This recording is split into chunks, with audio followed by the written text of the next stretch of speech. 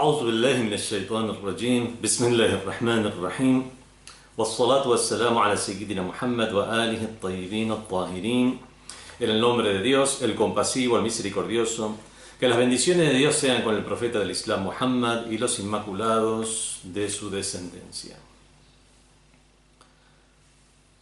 En esta 11ª lección sobre el tafsir, la exégesis del Sagrado Corán, sus fundamentos y métodos, hablaremos acerca de la necesidad, si había o no necesidad, de tafsir o explicación del Sagrado Corán en la época de la revelación del mensaje, en la época del profeta del Islam, sallallahu alaihi wa alihi. Realmente los compañeros del profeta del Islam, aquellos que fueron los interlocutores directos, primarios, iniciales del Sagrado Corán, necesitaban una interpretación. Leemos en el Sagrado Corán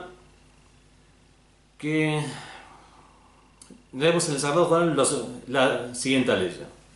أعوذ بالله من الشيطان الرجيم بسم الله الرحمن الرحيم وليس على الرسول إلا البلاغ.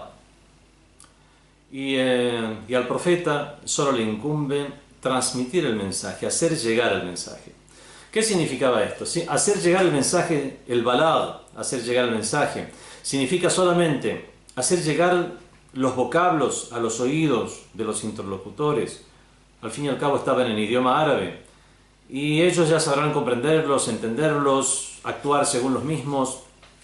Eso y lo demás ya no le incumbía al profeta del Islam. El balagh, o hacer llegar el mensaje, no significa solamente transmitirlo de palabra para que la gente lo escuche. Hacer llegar el mensaje significa hacer llegar también, aparte de hacer llegar las palabras, hacer llegar sus significados, que obviamente es lo más importante. Las palabras son un instrumento para hacer llegar los significados y las nociones. Así es como todos los seres humanos. Para eso usamos todos los seres humanos las palabras, como un instrumento para transmitir las nociones. Y lo que es importante es hacer llegar de la mejor manera esa noción. Por lo tanto, vamos a reformular la pregunta.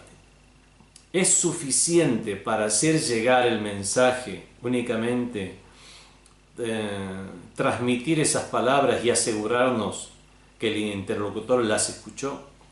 Obviamente que eso no es así. En el mismo Sagrado Corán leemos la ley que dice أعوذ بالله من الشيطان الرجيم وأنزلنا إليك الذكر, y te hemos revelado el recuerdo, el libro sagrado, لتبين للناس ما ننزل إليهم, para que les dilucides a la gente, para que le aclares, le expliques a la gente ما ننزل إليهم, lo que les revelamos. Cualquier duda que pueda haber sobre que aquí al-dhikr, que la traducción literal es recuerdo, significa el libro sagrado, el Corán mismo, cualquier duda que pueda haber se aleja cuando uno sigue el contexto de la ley, que dice para que les dilucide lo que les revelamos. Aquí hay una revelación. Entonces vemos que se refiere precisamente al libro sagrado y que una de las funciones del profeta del Islam es dilucidar el libro sagrado, explicarle a la gente. Y desde que en la ley anterior que hemos leído dice solamente incumbe al profeta hacer llegar el mensaje, significa que únicamente transmitir las palabras del Sagrado Corán no eran suficientes, sino que había una necesidad de un tafsir del Corán, de una exégesis de las palabras de Dios Todopoderoso, incluso en las primeras épocas del Islam. Hay muchas leyes del Sagrado Corán que indican este sentido. Está aquella de la Sura Al-Qiyamah, de la Sura la Resurrección, que dice ثُمَّ إِنَّ عَلَيْنَا بَيَانَهُ, luego a nosotros nos corresponde su dilucidación, su explicación. O sea que había que revelarlas a ellas y después explicarlas, dilucidarlas. Muchos otros hadices también del mismo profeta del Islam indican este sentido. En general, y de manera categórica, podemos decir que entre las funciones del profeta del Islam estaba explicar o hacer tafsir del Sagrado Corán. Vemos entonces que existía una necesidad de tafsir incluso en las primeras épocas.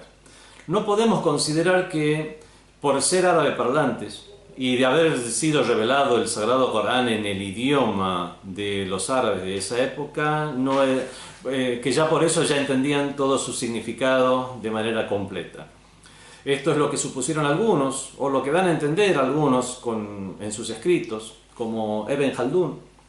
Ibn Khaldun, en su libro La Muqaddima, tiene la siguiente frase: "Wa amma tafsir", en cuanto al tafsir o exégesis, fa'lam, debes saber, anna al-Qur'an, que el Sagrado Corán, nuzzila bi lughat al-arab, fue revelado en el idioma de los árabes, wa ala asalibi balaghatihim, y según los métodos de su retórica y forma de hablar y su elocuencia. Fakanu kulluhum yafhamunahu, entonces todos lo comprendían. Wa ya'lamuna ma'anih, y sabían cuáles eran sus sentidos. Fi mufradatihi wa tarakibihi, tanto en sus mufradat, en sus palabras sueltas, en sus vocablos, perdón, wa tarakibihi, como en sus composiciones, en la composición de sus frases. Vemos que en el supuesto caso que Ibn Khaldun haya querido decir lo que se entiende de manera aparente de las palabras, esto no es correcto, y hay muchos testimonios de la historia del mismo Islam que nos hacen ver como muchos compañeros del profeta del Islam había vocablos que no comprendían, es por eso que preguntaban al profeta del Islam, o se preguntaban entre ellos para llegar a comprender esos vocablos. Había nociones que eran nuevas. Es una religión que fue revelada a una gente que vivía en salvajismo, que, como dijo el Imam Ali, ya habíamos hecho referencia al hecho de que los árabes no habían tenido una civilización. En la península arábiga no había testimonios de una gran civilización como las que podíamos llegar a tener referencia en Persia, Egipto, Roma, India, África misma, sino que vivían en un estado de salvajismo. Y es por eso que la última de las religiones revelada, con todas esas nociones mucho más trabajadas que las anteriores, y es por eso mismo que es el último de los mensajes, es el sello de los mensajes, traía nuevas nociones que, a pesar de ser transmitidas en el idioma de las personas, debían ser explicados. Si bien el lenguaje de la religión no es un lenguaje con tecnicismo, aún así podemos hacer una analogía entre hablar de medicina o hablar de ingeniería o de alguna ciencia o estudios de las humanidades, por ejemplo, a personas comunes con terminologías propias de esas disciplinas, y no necesariamente todas las personas lo van a comprender. A pesar de que la religión o la revelación no tenía estos tecnicismos, aún así podemos comprender que las nociones por lo menos debían ser explicadas, e incluso los vocablos. Tomemos un ejemplo. Entre esos ejemplos, aquí estamos en Argentina, estamos en la provincia de Tucumán. La provincia de Tucumán es conocida por sus plantaciones de caña de azúcar.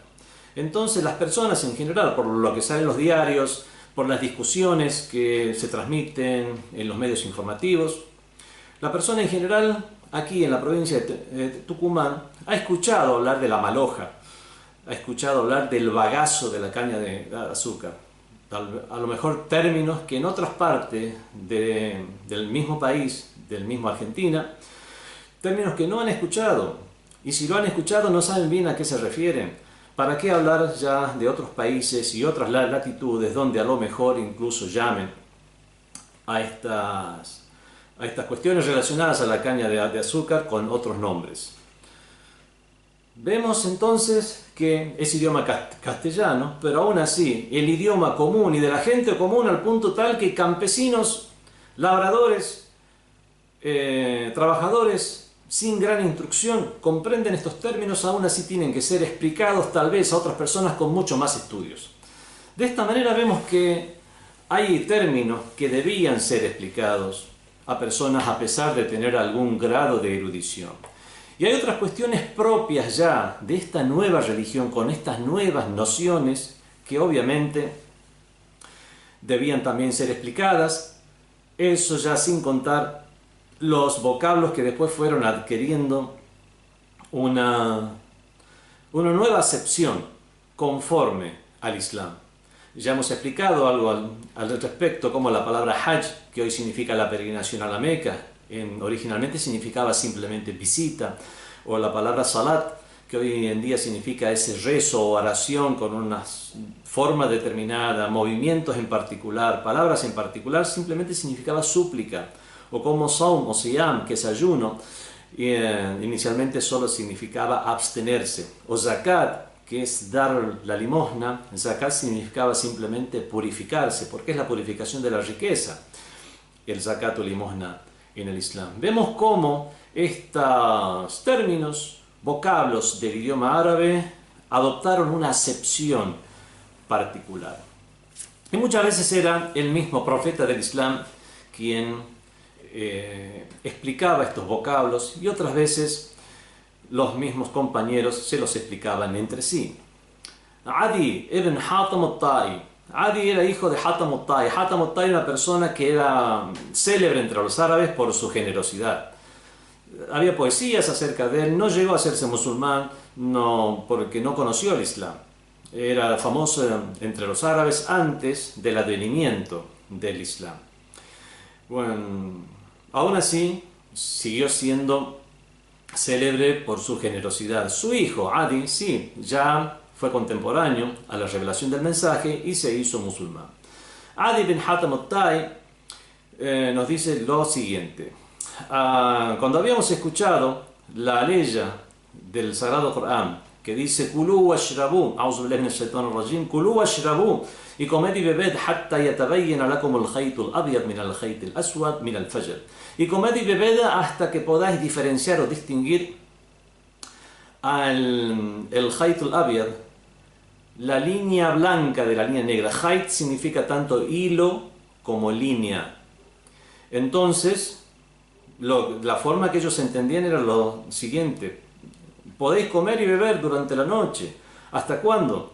Hasta que diferenciéis el khat al-abyad del khat al-aswad, el hilo blanco del hilo negro. Y muchos pensaban que era poner en medio de una noche sin luna llena dos hilos en la oscuridad, y mientras no los diferenciemos podíamos comer. Y cuando ya podíamos llegar a diferenciarlos por la claridad o por la iluminación del día, es ahí que ya había que dejar de comer. Le preguntó directamente, cuenta Adi bin Hatam, le preguntó al profeta del Islam, quien le respondió: "Innama huwa sawad al-layl wa bayad an-nahar". Eso significa la oscuridad de la noche y la blancura del día o claridad del día. O por lo tanto aquí no se refiere a hayt en el sentido de hilo, sino en el sentido de línea. Es la línea del horizonte, es ver al horizonte y distinguir la oscuridad de la blancura o claridad del día. Cuando comience a distinguirse esa claridad, cuando comience a distinguirse la línea del horizonte, ya hay que dejar de comer. Vemos cómo una persona conocida entre los árabes, hijo de una persona reconocida, con el grado de cultura suficiente, y más que suficiente para una persona ordinaria de esa época, no podía comprender o no comprendió ese uso metafórico a pesar de ser revelado en el idioma que él mismo hablaba. Por lo tanto, había cuestiones como estas y similares que eran necesario que sean explicadas. Bueno, hay muchos ejemplos más. Por ejemplo, Ibn Abbas, el gran sabio del Islam, reconocido por todas las corrientes islámicas como Habrul Ummah, el gran sabio de la comunidad, dice: yo no había comprendido el significado de Fatir samawati wal ard, que la traducción en sentido es creador de los cielos y la tierra, originador de los cielos y la tierra, conformador de los cielos y la tierra. Dice: yo no había comprendido la palabra Fatir hasta que no escuché a dos beduinos discutiendo entre ellos acerca de un pozo de agua que habían cavado, mientras uno decía, Ana fatartuha, Ana fatartuha, en el sentido que yo lo agrieté, o sea, yo lo cavé, o lo conformé, mientras el otro decía, Ana abtada'tuha, yo lo originé, yo lo comencé. Vemos que son tanto fatara como abtada'a como jalata, son frases que lo usamos como sinónimos hoy en día en el idioma árabe, como la creación, crear, originar, conformar. Pero vemos como uno decía, yo lo agrieté, cavé, conformé, le di conformación, y el otro decía, yo lo comencé. Entonces Ibn Abbas, gran sabio de la comunidad, dice, ahí recién pude comprender el significado real de fatara, y de esta manera comprender otras aleyas más, como aquella que dice, ved los cielos y las tierras y no verás en ellas ningún futuro, o sea, ninguna grieta, ninguna hendidura. Son vocablos que después nos ayudan a comprender, o ayudan al exégeta a comprender el sentido real, original, aparente, explícito, etc., del Sagrado Corán, para después transmitirlo a los demás. Dijo el mismo Ibn Abbas lo siguiente, hablando acerca del tafsir o exégesis del Sagrado Corán. At-tafsiru ala arba'ati awjah. La exégesis o explicación del Sagrado Corán tiene 4 aspectos. Wajhun ta'rifuhu al-arab min kalamiha. Hay un aspecto que conocen los árabes por sus palabras, o sea, son palabras reveladas en idioma árabe y los árabes lo comprenden. Wa tafsirun la ya'zuru ahadun bi jahalatihi. Hay otro tafsir, otra explicación que nadie está disculpado si es que las ignora. Son cuestiones evidentes. Hay personas, no hay nadie en este mundo que sea disculpado, a menos que tenga alguna enajenación mental, que no podrá ser disculpado por no comprenderlas. Son cuestiones evidentes. ¿Cómo matar a un inocente? Matar a un inocente es algo que no tiene, no hace falta grandes hipótesis, teorías, enseñanzas, instrucciones. Son cuestiones evidentes. Son cuestiones que se encuentran dentro de la naturaleza humana, por lo menos su comprensión. La comprensión de que son cosas incorrectas. Entonces, el tafsir tiene 4 aspectos. Un aspecto que lo comprenden los árabes por sus palabras. Otro aspecto que nadie está exento o nadie está disculpado por ignorarlas. Nadie se le disculpa ignorarlas. Wa tafsirun ya'lamuhu al-ulama. Hay un tafsir, una explicación que conocen los ulama, los sabios, los eruditos, los que se han instruido. Aquellos que han recibido instrucción, han investigado, pueden por sí mismos llegar a conocer la explicación de esas aleyas, nociones, vocablos, etc. Y por último, tafsirun la ya'lamuhu illa Allah. Un tafsir o exégesis del Sagrado Corán que no conoce sino Dios. Bueno, y aquí nos vamos a detener. ¿Qué significa un tafsir que no conoce sino Dios? ¿Es algo que nunca nadie va a conocer y solamente conoce Dios? ¿Para que lo ha revelado? ¿Simplemente para que quede como algo misterioso, oculto, que no sabemos qué es y lo repetimos en los rituales? No es de esa manera, porque esto está alejado de la hikma o sapiencia y sabiduría divina. Sino que no lo sabe sino Dios, significa que por ningún otro medio normal, los árabes, por el solo hecho de saber el árabe, no van a comprender ese tafsir. E incluso los sabios, tampoco lo van a comprender aquellas personas por considerarlo evidente. Tampoco lo van a comprender ni siquiera los sabios por más estudios que puedan realizar, porque esto es algo que va mucho más allá de los alcances del razonamiento, del intelecto y de la investigación. Esto es algo que es propio de un conocimiento propio de Dios. Por lo tanto, no hay forma de acceder a él, sí, pero ya es a través de la revelación. Eso es lo que significa que no lo conoce sino Dios. Significa que es una cuestión teórica, es una cuestión genérica. Por lo tanto, Eso que no conoce sino Dios, ¿existe una forma de acceder a eso? Sí, pero es únicamente será a través de la revelación y no por otro medio normal, ordinario. Por lo tanto, a través del profeta o a través de aquellos que fueron enseñados por el profeta, como son los imames de Ahlul Bayt, o inspiraciones por el estilo, nadie podrá llegar a conocer eso. En general, aquello que no conoce sino Dios solamente puede llegar a conocerse a través del wahi o revelación. Por lo tanto, hay tafsir o explicación que hace falta que sean dilucidados únicamente por el profeta del Islam. No lo van a comprender los árabes por sus palabras, no lo van a comprender porque es algo evidente, y no lo van a comprender los investigadores aún, o estudiosos o sabios, porque hagan sus estudios pertinentes, sino que va a ser falta y necesidad del profeta de manera indefectible.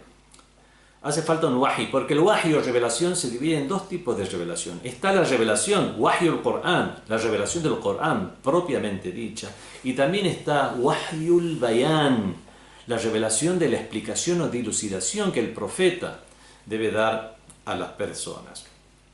وَمَا يَنْتِقُ عَنِ الْهَوَى, no habla por capricho, إِنْ هُوَ إِلَّا وَحْيٌ يُوحَى, sino que es una revelación revelada o inspirada. Vemos que, y esto obviamente lo vamos a comprender, como ya leímos anteriormente, esa ley que dice لِتُبَيِّنَ لِلنَّاسِ, para que le expliques o le dilucides a la gente, مَا نُنَزِّلَ إِلَيْهِمْ, lo que les revelamos, y la forma de explicar del Sagrado Corán, avalada o acreditada por el Corán, significa que es una explicación infalible e inmaculada, la explicación que puede llegar a dar el profeta del Islam.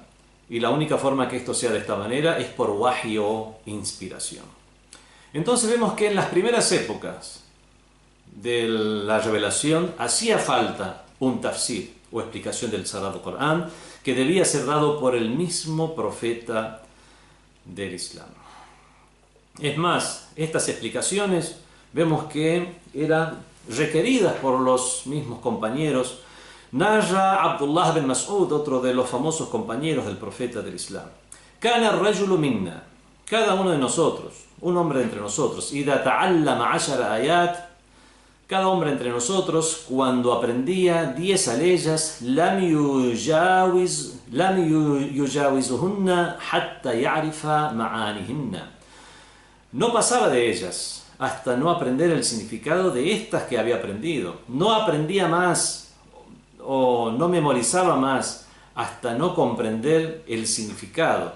Hatta ya'rifa ma'anihinna, hasta conocer el significado de estas 10. Wal amala bihinna, y hasta actuar según estas 10.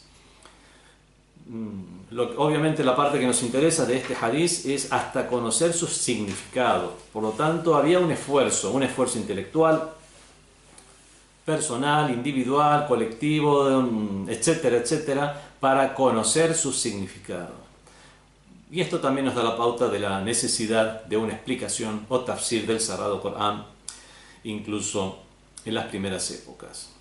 Muy bien, había una necesidad de que se explicara el Sagrado Corán. ¿Cuáles fueron los alcances de esa explicación? Hay explicaciones que obviamente nosotros necesitamos hoy en día que los compañeros no necesitaban, como cuando se producía un suceso y era revelada una ley y ellos comprendían por el contexto en el cual estaban viviendo a qué se refería esa ley. Hoy en día necesitamos mayor explicación, conocer las causas de la revelación, etc. Por lo tanto, en esa época, ¿cuáles eran los alcances del tafsir que realizaba el profeta del Islam? ¿Y cuáles eran sus divisiones o clasificaciones? ¿Había un solo tipo de tafsir o había varios tipos de tafsir o explicación que daba el profeta acerca del Sagrado Corán? Dijo el imam Ja'far Sadiq alayhi salam, el sexto de los imames de Ahlul Bayt: Inna Rasulallah, ciertamente que el profeta de Dios sallallahu alayhi wa alihi, nuzzilat alayhi salat, le fue revelado el salat, el rezo, وَلَمْ يُسَمِّ اللَّهُ لَهُمْ ثَلَاثًا وَلَا أَرْبَعًا, sin que Dios diga si debían ser 3 ciclos o 4 ciclos los rezos. حتى كان رسول الله صلى الله عليه وآله هو الذي فسر, hasta que era el mismo profeta del Islam, el mensajero de Dios, quien fassara, quien explicaba ذلك لهم, quien les explicaba eso.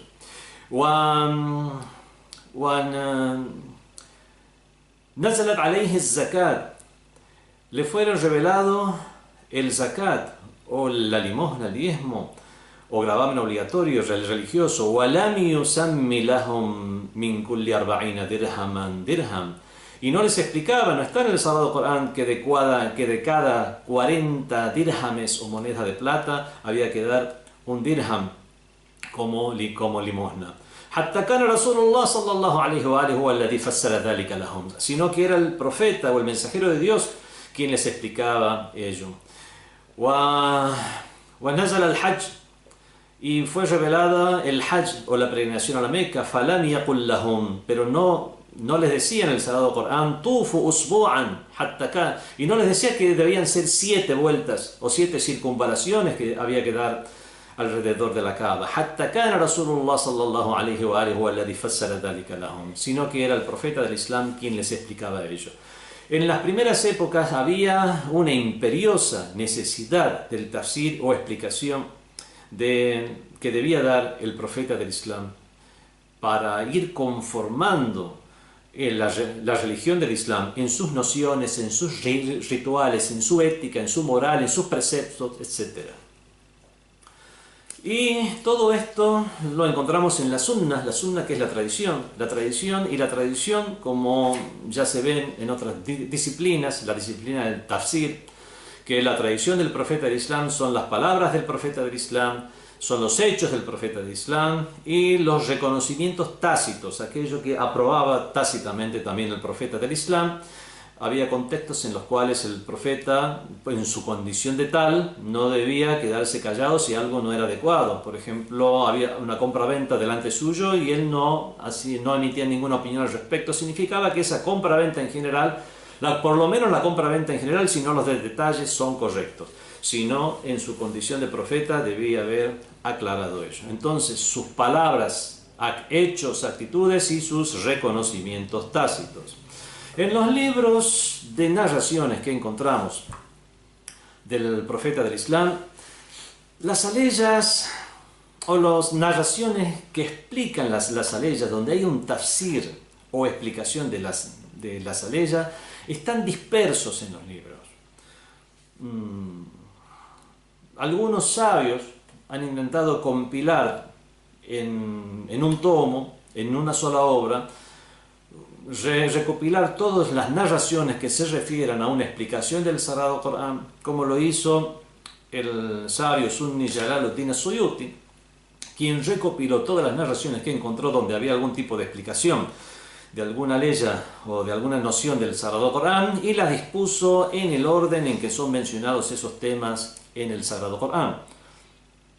Pudo llegar a recopilar unas 250 narraciones nada más del profeta del Islam, e incluso él mismo aclara que no todas estas narraciones tienen un análisis en su análisis de hadith son consideradas como sahih o muy acreditadas o confiables. En todo caso, únicamente no puso aquellas que eran débiles o aquellas que eran obviamente falsas. De esta manera, así también, siguiendo este proceder, otros sabios lo que trataron de hacer una especie de depuración de estas narraciones, haciendo un análisis de las cadenas de transmisión de las mismas, de los narradores, de la existencia de contradicción o no de las mismas con el Sagrado Corán, etcétera, etcétera. Hay un libro, un autor contemporáneo, tituló As-Sahih al-Musnad min al-Tafsir al-Nabawi, lo correcto, lo acreditado, transmitido sobre el tafsir o exégesis que realizó el profeta del Islam, y recopiló ahí solamente unas 155 narraciones. Veamos qué tipo de explicación era las que daba el profeta del Islam en esa época. Como ya dije, hoy en día necesitamos alguna explicación que ellos no necesitaban en su época, como aquellas referidas a un suceso, puesto que estaban viviendo el contexto. Bueno, ¿qué es lo que les explicaba el profeta del Islam? Por ejemplo, encontramos en el libro de Tirmizí, también uno de los 6 o 9 libros de referencia sunnis, dice a Tirmizí en una narración que sobre la ley فَقُلْ أَعُوذُ بِاللَّهِ مِنَ الشَّيْطَانِ الرَّجِيمِ فَقُلْ تَعَالُوا نَدْعُ أَبْنَاءَنَا وَأَبْنَاءَكُمْ, que aquella ley del Sagrado Corán que se refiere a la mubahala o ordalía o imprecación mutua que iban a realizar el profeta con los cristianos de Najran, el profeta, el Sagrado Corán le dice al profeta que diga: di, ta'alu, venid, nad'u abna'ana wa abna'akum, convoquemos a nuestros hijos y a vuestros hijos, etcétera, bueno, hasta el final de la aleya, donde el profeta explicó, cuando fue revelada esta aleya,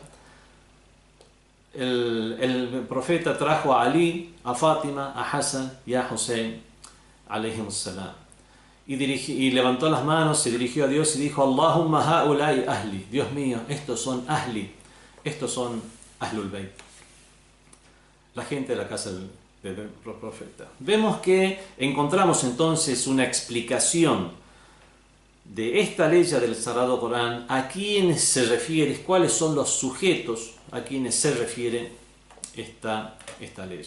Otra explicación más la encontramos en el libro de Muslim, también otro de los libros de referencia sunnis, uno de los más importantes.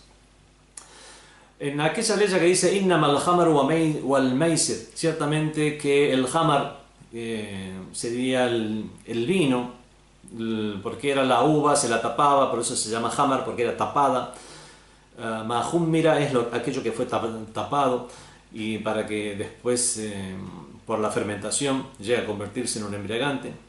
Ciertamente que el hamar o el maisir, que era un juego de flechas, etcétera, juego en general. Ciertamente que el hamar, el juego, son abominaciones de Satanás, ateneos. Bueno, el profeta del Islam dijo lo siguiente respecto a esta ley: kullu muskirin hamar, todo aquel embriagante es considerado hamar, wa kullu hamarin haram, y todo hamar es prohibido.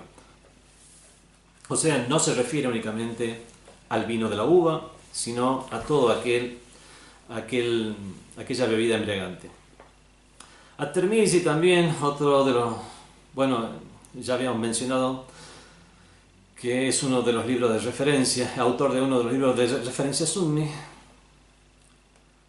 dice respecto a la ley, narra del compañero Ibn Mas'ud, el sabio compañero del profeta del Islam. No todos eran sabios. Ibn Mas'ud, sabio compañero del profeta del Islam: alladhina amanu wa lam yalbasu imanahum bizulmin ulaika lahumul amnu wa hum muhtadun. En cuanto a aquellos que han creído y no se ve afectada su fe por zulm, por iniquidad, tiranía, injusticia u opresión, eso es zulm, esos serán los que estarán en seguridad, esos serán los bien guiados.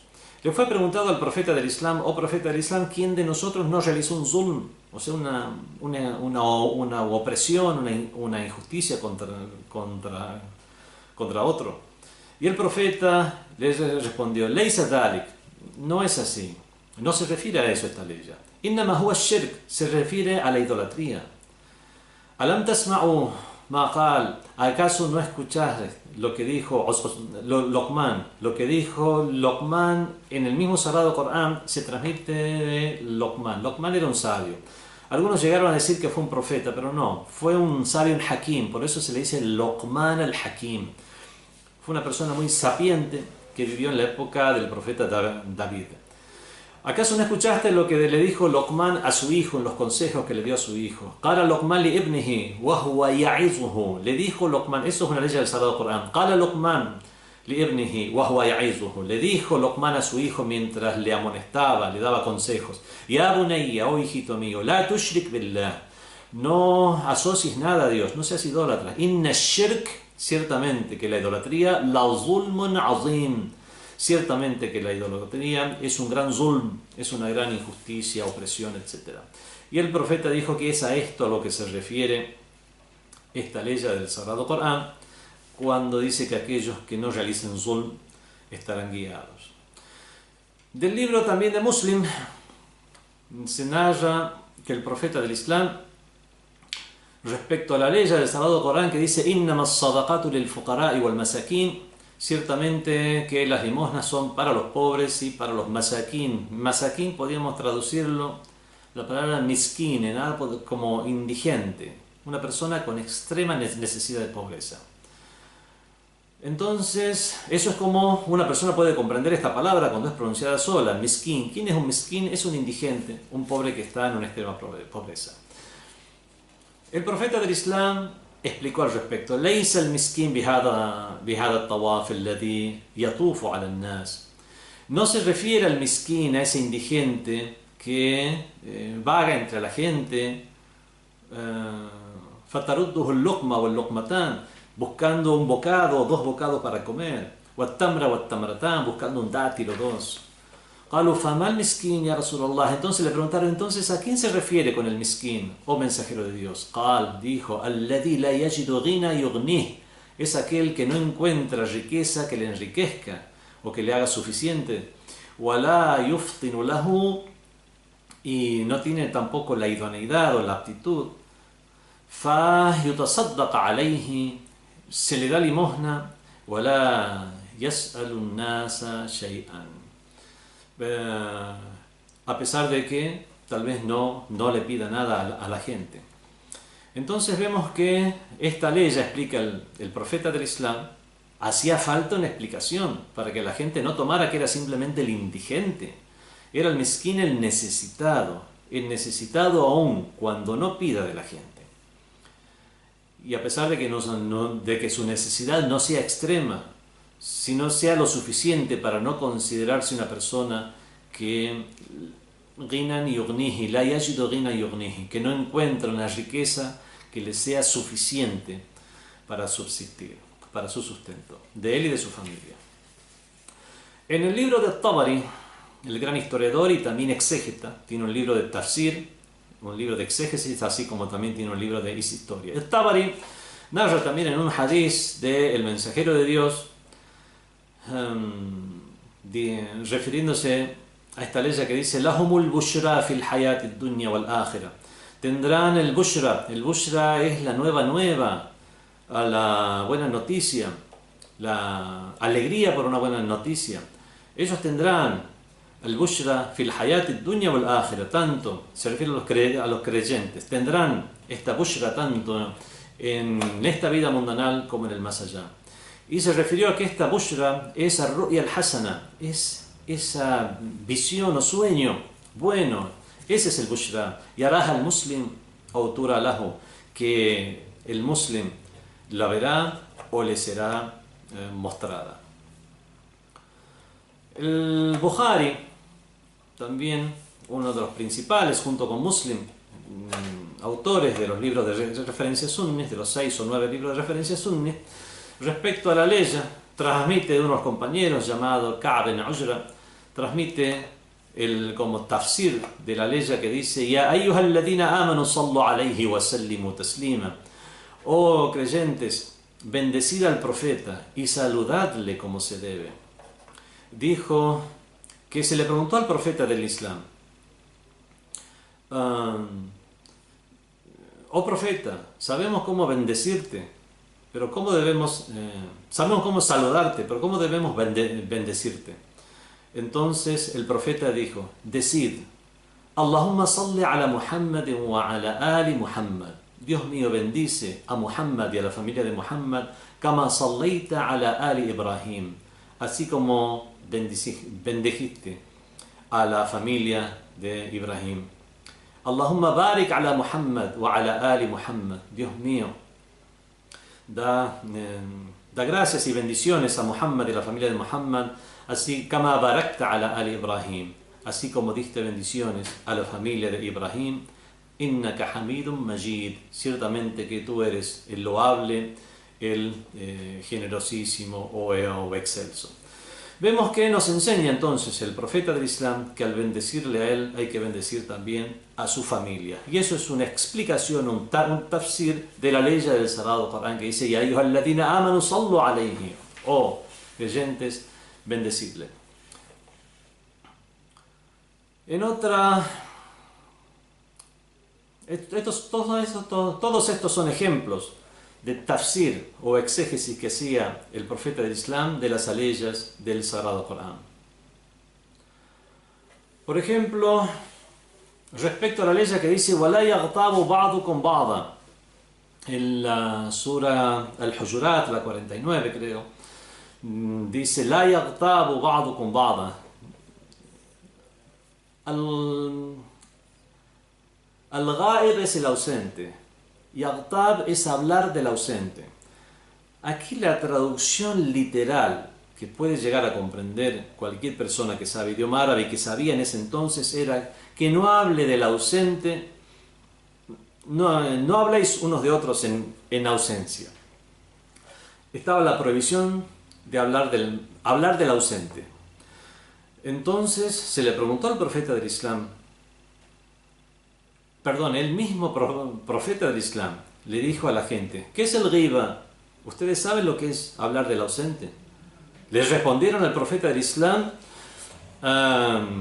que no, que Dios sabe más, Dios el profeta lo sabe.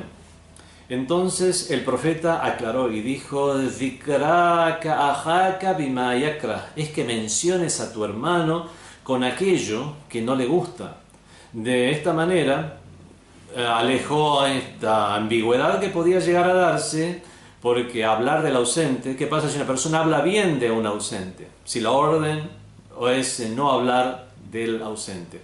Obviamente aquí el profeta lo que quiso hacer es explicar que es no hablar mal del ausente, y hablar mal en el sentido de no hablar algo que a él no le guste, aquello que no le gustaría que se mencione. Vemos que el profeta hacía este tipo de explicaciones, por ejemplo, incluso los más literalistas, los grupos extremistas literalistas como los wahabíes, salafíes y otros, que toman únicamente lo literal del Sagrado Corán, y es por eso que le atribuyen a Dios manos, cuerpo, etc., por no entender las metáforas y usos metafóricos, o negar que hubiera en el Corán usos metafóricos, entienden que aquí al no hablar del ausente es no hablar mal del ausente. ¿Por qué? Porque la palabra ghiba no es hablar del ausente y nada más. Cobró una acepción ya dentro de la terminología islámica, de la terminología que usan los musulmanes, y es por eso que ya es su significado. El ghiba es hablar mal del ausente. Ni siquiera los literalistas ya niegan esto. Habíamos mencionado que eran en la época del profeta del Islam, lo que nos fue transmitido, del profeta del Islam como explicación del Sagrado Corán a través de la oficialidad del Islam, a través de las corrientes mayoritarias que adherían a la oficialidad del Islam, son unos cuantos cientos de narraciones. No digo únicamente unas 250, 300 como lo hizo un sabio en particular, como es Suyuti, lo cual después de ser depurado llegó a ser 150 nada más, digamos 500, 600, pero nunca más de eso. En la escuela Shia, en la escuela de Ahlul Bayt, se han transmitido miles de narraciones, y es precisamente por haber sido transmitidas del profeta del Islam por los inmaculados de Ahlul Bayt, 12 imames, a lo largo de 300 años, transmitiendo de su abuelo, el mensajero de Dios, y enseñándole a sus compañeros, siendo cada uno de ellos un sabio en su época, reconocido por toda la comunidad, al punto tal que la comunidad dependía o siempre se valía de ellos en cuestiones vitales, incluso sus enemigos, como en la época de los omeyas, cuando los omeyas llamaron a los imames, por ejemplo, al imam Muhammad al-Baqir, alayhi salam, a pesar de considerarle su opositor o su enemigo, cuando estuvo la cuestión de una cuestión relacionada a las monedas de oro y plata. No es el momento ahora de hablar sobre el tema porque esto se alargaría. Fue el imam Muhammad al-Baqir el que le solucionó el problema de los califas omeyas, aquellos mismos califas que estaban en contra de la familia del profeta, que tanto les oprimieron y oprimían. El imam Muhammad al-Baqir, por el bien del Islam, es que les enseñó cómo acuñar monedas, los mismos musulmanes, y no depender de los romanos, cuáles eran las medidas que debía hacer, cómo hacerlo, etcétera, etcétera.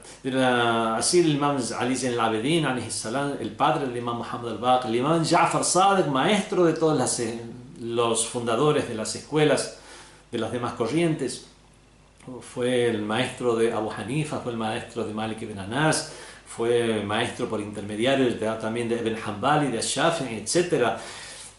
El imam Ali Roda, que hasta hoy es visitado su santuario, obviamente no por salafíes, pero sí por sunnis en general, por ser el descendiente del profeta del Islam, gran sabio en su época, etcétera, etcétera. Vemos que todos estos imames, referentes, sabios, cada uno, de padre a padre, de padre a hijo, fueron transmitiendo estas narraciones del profeta del Islam que nos llegaron por miles. Ahora, ¿por qué se produjo esa limitación en aquellos que adherían a la oficialidad del Islam? Hubo muchos factores que hicieron que se limiten las narraciones, ya no solamente relacionadas al exégesis del Sagrado Corán, sino a los hadices en general, por la prohibición que hubo de los hadices, la cual rigió desde de los primeros momentos del gobierno del primer califa, y únicamente prohibición que no se tuvo en cuenta en el corto periodo de califato de Imam Ali ibn Abi Talib, esos 5 años, pero luego de ello otra vez con mucha más crudeza y rudeza todavía, continuó la prohibición hasta que llegó Omar ibn Abdul Aziz, el justo de los omeyas, casi 100 años después de la revelación, cuando fue levantada la prohibición y comenzaron a compilarse las obras de hadith en las corrientes mayoritarias o aquellas que adherían a la oficialidad del Islam. Narra Al-Zahabi, uno de los grandes autores sunnis, narra lo siguiente: después del fallecimiento del profeta del Islam, Abu Bakr reunió a los compañeros y les dijo: no transmitáis nada, absolutamente nada, del profeta del Islam, puesto que nos es suficiente el libro de Dios y a él nos vamos a dirigir para lo que es halal y lo que es haram. Y es quien va a dirimir entre nosotros. Aisha, esposa del profeta e hija del primer califa Abu Bakr, cuenta, esto narra el mismo Al-Zahabi, el gran sabio suní Al-Zahabi. Aisha cuenta que Abu Bakr reunió todos los escritos que pudo del profeta del Islam, que quedaron del profeta del Islam, y hizo que él los consumiera el fuego. At-Tabari, ya mencionamos quién es At-Tabari, narra lo siguiente del califa Omar, que Omar le dio órdenes a todos sus gobernadores en las diferentes regiones que no se proliferen los hadices del profeta del Islam, y que él haría lo propio desde su lugar. En general vemos que con el fallecimiento del profeta del Islam surgieron dos corrientes. Una de las corrientes fue aquella que quiso acatar, que acató la orden del profeta, que dijo: Inni tariku fikum thaqlain o thaqalain, dejo entre vosotros thaqalain, 2 tesoros, 2 cosas preciosas, Kitab Allah el libro de Dios, وَعِتْرَةِ أَهْلِ بَيْتِ, y mi descendencia. Y el hadith es mucho más largo todavía, إِنَّهُمَا لَا يَفْتَرِقَا حَتَّى يَرِدَ عَلَيَّ الْحَوْض, y no se van a separar uno del otro hasta que vuelvan a mí en la fuente del paraíso, etcétera, etcétera. Están aquellos que acataron la orden del profeta de permanecer con el Corán y Ahlul Bayt, y están aquellos que fueron partidarios de Hasbuna Kitabullah, de la frase que dice nos es suficiente el libro de Dios, que no es ahora momento de analizar ni a quién la pronunció, ni los motivos políticos o lo que fuera que hicieron que eso fuera pronunciado. Lo que sí vamos a decir que está establecido por todas las corrientes y todos los sabios que existió una prohibición de los hadices en las primeras épocas.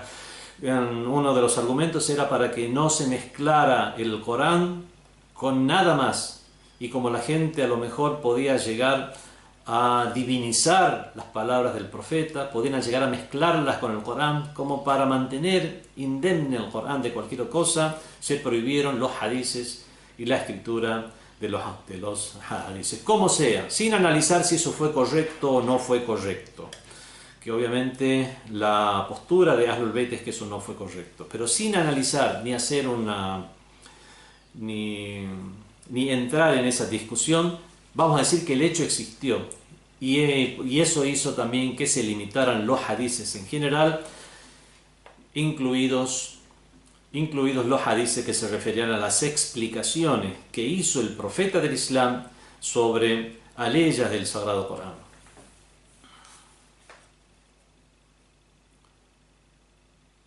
Los mismos compañeros, muchas veces, la mayoría de los compañeros no eran eruditos, no eran sabios. Ser compañero del profeta del Islam no significa ya ser una persona, un ángel celestial con todas las virtudes.